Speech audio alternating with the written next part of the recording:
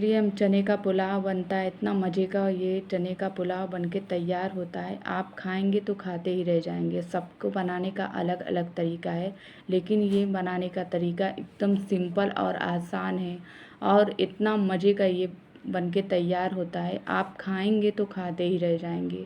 इतना टेस्टी और लाजवाब का ये चने का पुलाव बनके तैयार होता है। आपके पास टाइम कम रहेगी, अगर चना है भिगा हुआ तो आप इतने मज़े का ये पुलाव बनके आप तैयार कर सकते हैं। चलिए हम बनाना शुरू करते हैं।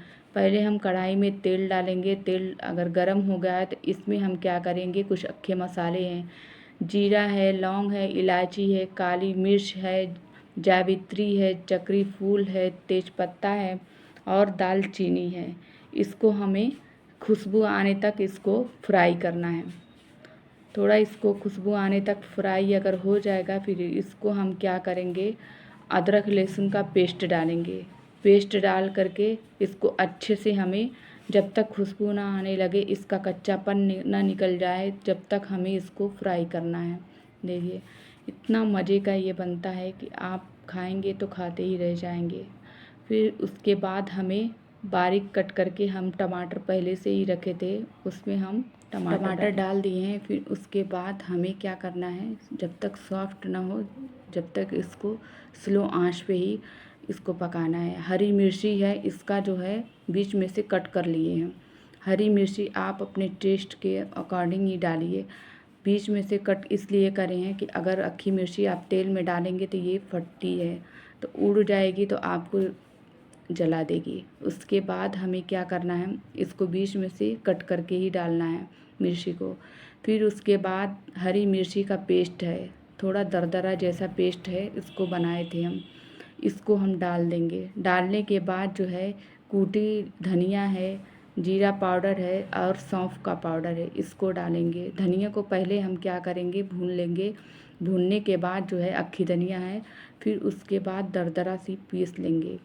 पीसने के बाद इसको हम 1 चम्मच के करीब हमें डालना है। इसको डाल करके अच्छे से हमें चलाना है। आँच को स्लो ही रखें, क्योंकि हमें पानी नहीं डालना है अभी, नहीं तो ये मसाला जलने लगेगा। अगर टमाटर अगर गला नहीं है तो आप चम्मच के सहारे से हल्का हल्का इसको दबाएंगे। जब दबाने पे तो ये जो है टमाटर मसल जाएगा।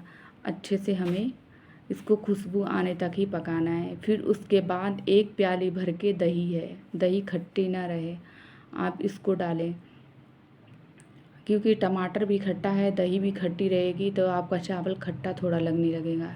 इसीलिए नॉर्मल दही आप डालिए और हमें स्लो आंच पे ही इसको पकाना है, नहीं तो दही डालेंगे तो ये और ज़्यादा फटी जैसी लगेगी।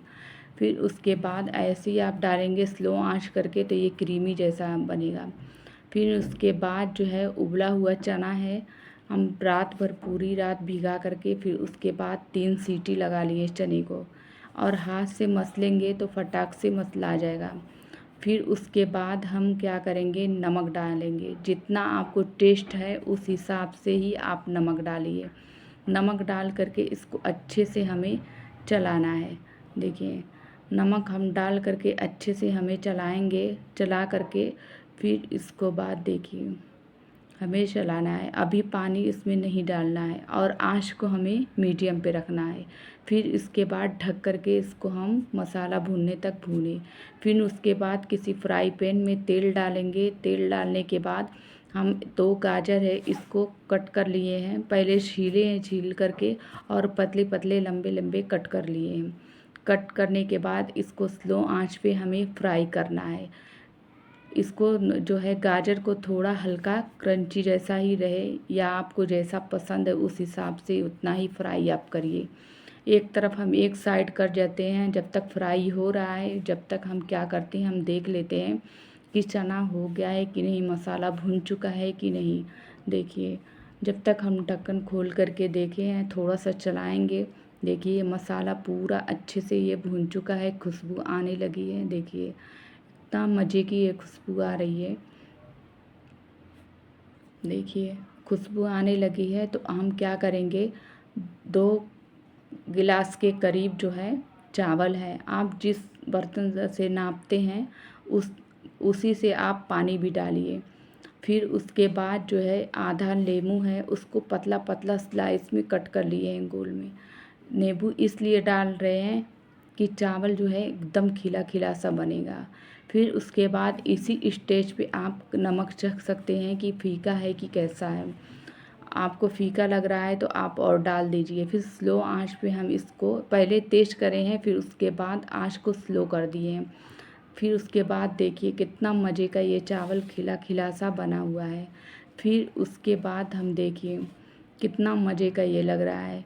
फिर उसके बाद जो है जो हम फ्राई करके प्याज रखे थे, प्याज को हम फ्राई करके पहले से ही रखे थे गार्निशिंग के लिए, हम थोड़ा सा इसको ऊपर से डालेंगे।